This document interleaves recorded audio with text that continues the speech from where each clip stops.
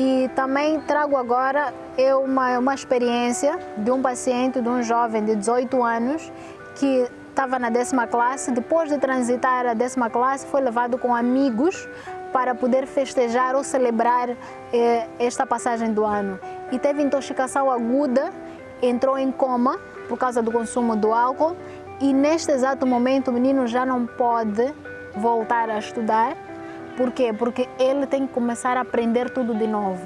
E tem a alteração daquilo que é o seu comportamento, a alteração da estabilidade ao andar, que isto vai ser permanente. Por isso, muita atenção, principalmente em jovens, porque podem ter algumas sequelas que não tem como nós remediarmos. E agora imagina como deve ser a vida deste jovem. Muitas vezes não nos esquecemos do impacto daquilo que são as nossas decisões do momento e acabam se tornando sentenças para a vida. E agora acompanhe a reportagem a seguir, porque existem mais complicações neurológicas que precisas conhecer. Continue aí.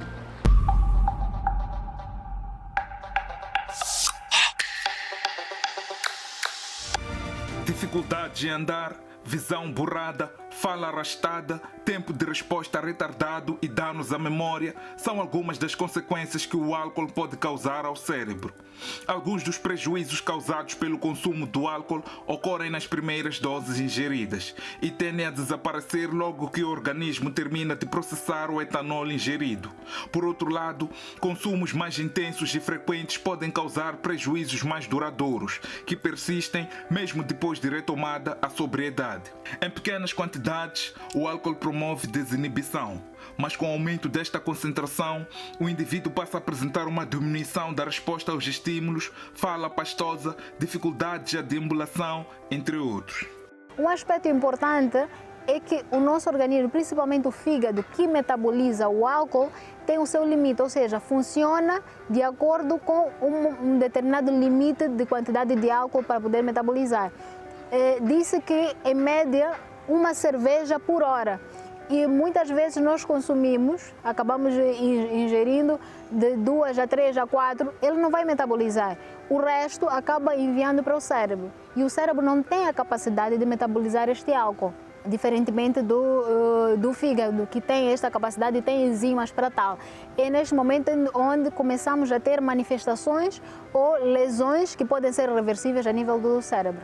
O efeito do etanol presente no álcool é primeiramente excitatório, liberando serotonina, um neurotransmissor associado à alegria e satisfação. É por esta razão que quando bebem, as pessoas ficam desinibidas e até mais corajosas. No entanto, passado esse primeiro momento, o álcool começa a deprimir o sistema nervoso central por aumentar as quantidades do neurotransmissor, o que pode causar até a perda da consciência. A nível do sistema nervoso, tudo depende primeiro da característica genética de cada indivíduo. Tem pessoas que toleram mais o álcool que os outros.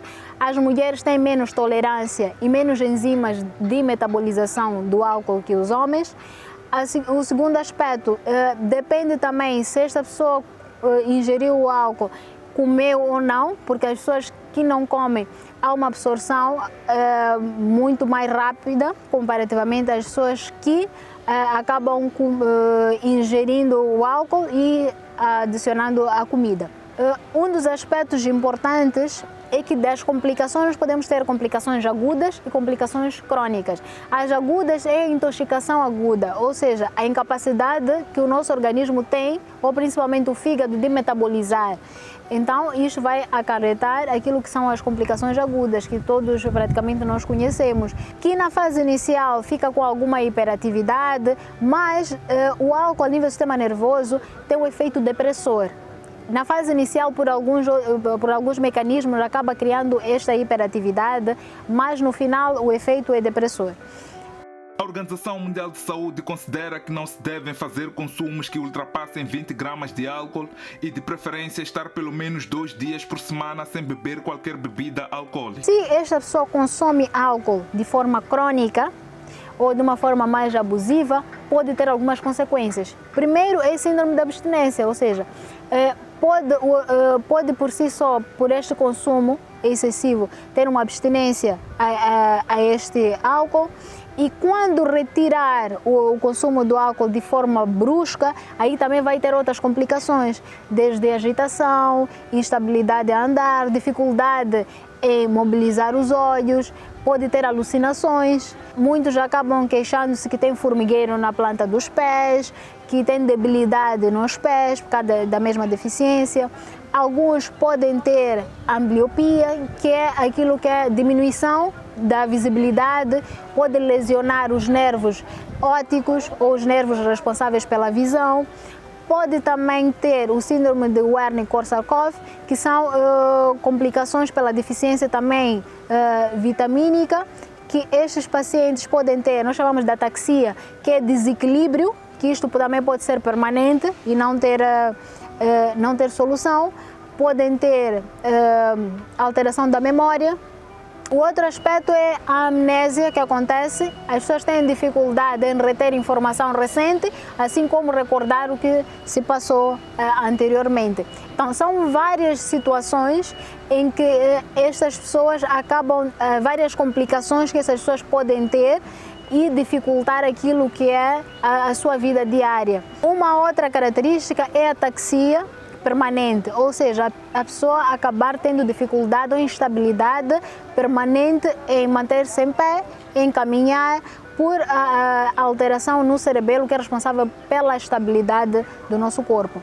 E um outro aspecto é que as pessoas que consomem álcool de forma crônica acabam tendo atrofia do cérebro, ou seja, tem um cérebro menor ou um cérebro do tamanho do idoso, entre aspas, e isto com algum tempo acaba acarretando dificuldade intelectual, dificuldade cognitiva, dificuldade em interagir, a memória, entre outros aspectos importantes para aquilo que é a nossa relação no dia a dia.